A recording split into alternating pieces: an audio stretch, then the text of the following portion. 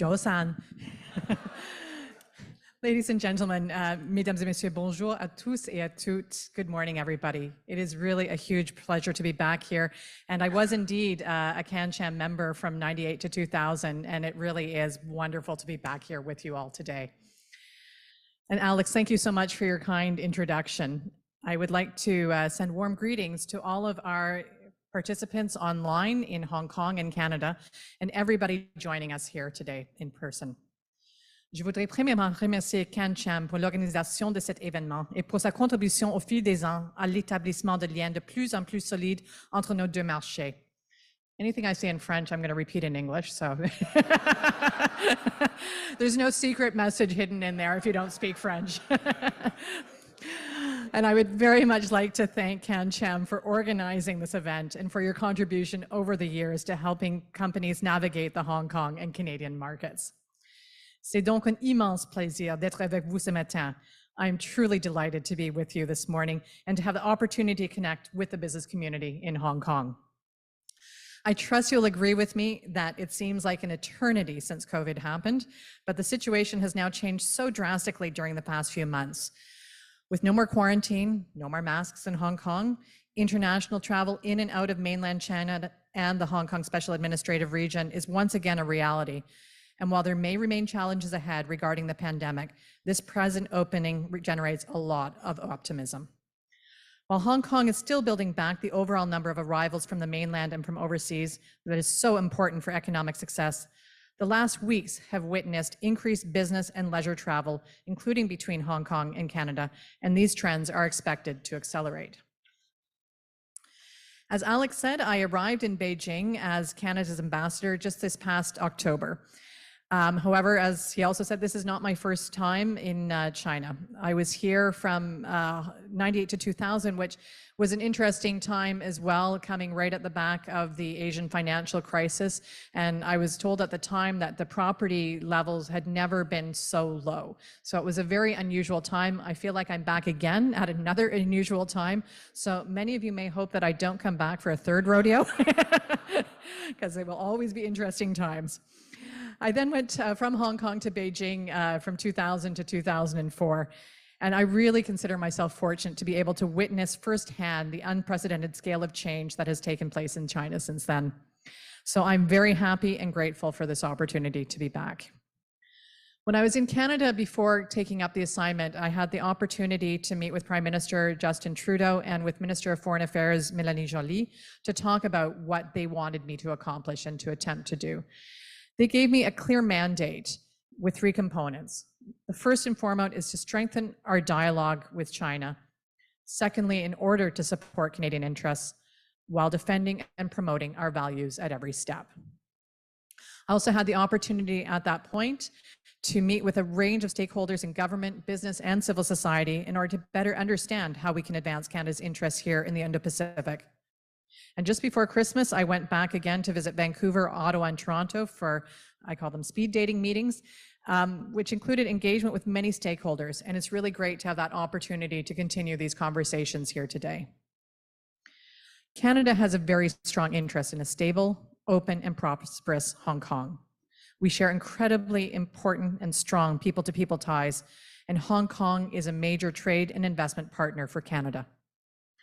We welcomed the gradual relaxation of Hong Kong's pandemic mitigation measures, especially those related to international travel, and we're very pleased to see a smooth reopening of the border. Hong Kong has many, many strengths. It has long been an international center of innovation with impressive infrastructure, education, technology, and business. However, not all developments in Hong Kong over recent years have been positive or have served to strengthen the territory. Canada remains concerned over China's imposition and implementation of the national security law in Hong Kong. We believe the law has significantly eroded rights and freedoms and undermines local and international confidence in the integrity and independence of public institutions under the One Country, Two Systems framework. Canada strongly supports continued adherence to the One Country, Two Systems framework under Hong Kong's basic law and to treaty commitments outlined in the Sino-British Joint Declaration. This most importantly includes adhering to the central government's commitment in both the Basic Law and the Joint Declaration to ensuring a high degree of autonomy for the Hong Kong Special Administrative Region. A stable, open, and prosperous Hong Kong is dependent on trust in the rule of law and the judiciary's independence, as well as the protection and advancement of human rights and fundamental freedoms.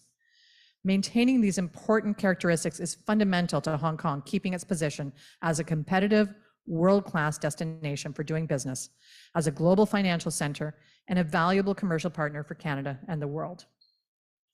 And Canada and Hong Kong's commercial relations are indeed strong, though we have some rebuilding ahead as our economies emerge from COVID.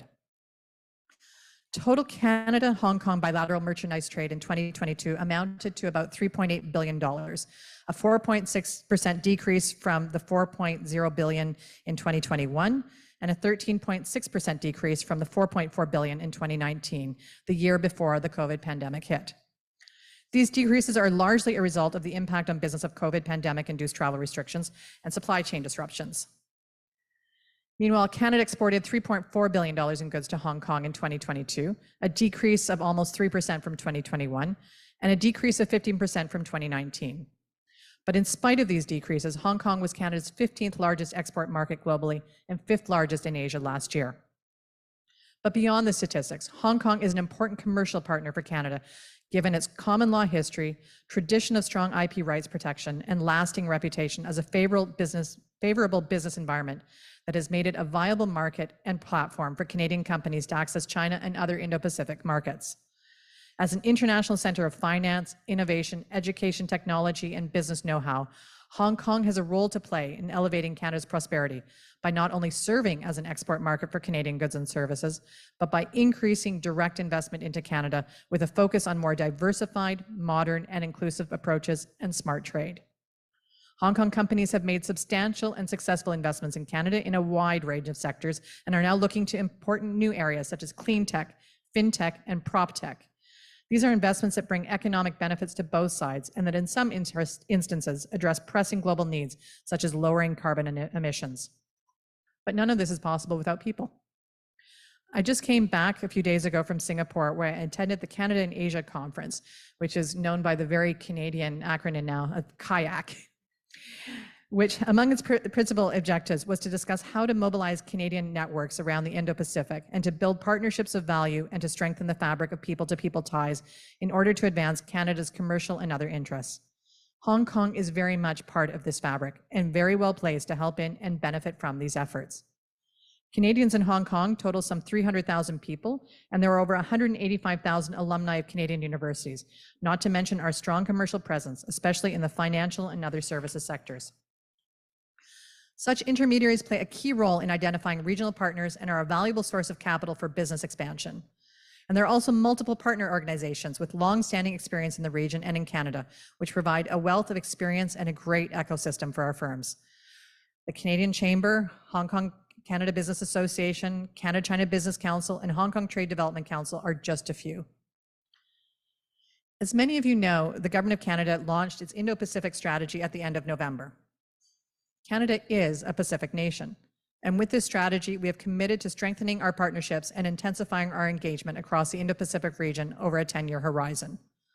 This fully funded, whole-of-government and pan-Canadian approach represents a generational shift in Canadian foreign policy.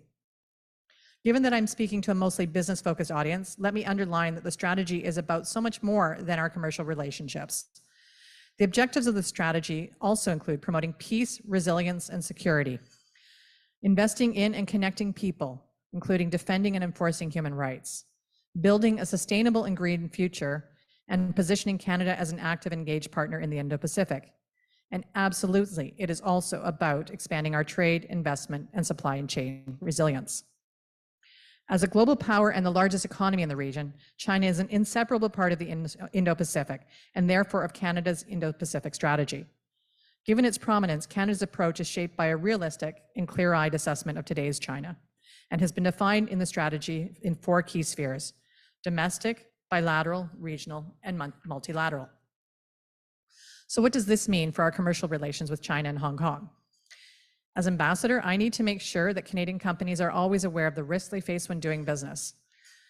I'd also like to underline that we are here to help companies navigate these risks, both within the country and across the region, including through the development of diversification and mitigation strategies.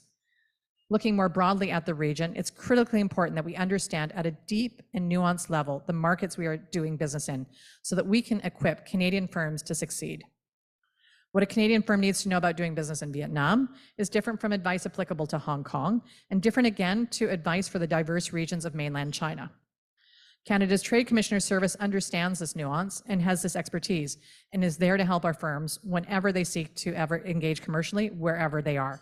So please, please continue to use them. We are here for you, free of charge, every day of the week. When it comes to our overall work in China, I have identified a few key priorities for the team. One is to promote democratic norms and effective multilateralism, including having frank, open, and respectful dialogue. The second is to build a sustainable and green future by leveraging opportunities for cooperation and engagement. Third, to enhance Canadian economic resilience by ensuring Canadian businesses are well informed about opportunities and risks relating to doing business in the region. And finally, to ensure the safety and security of Canadians with the support of a high-performing, robust team.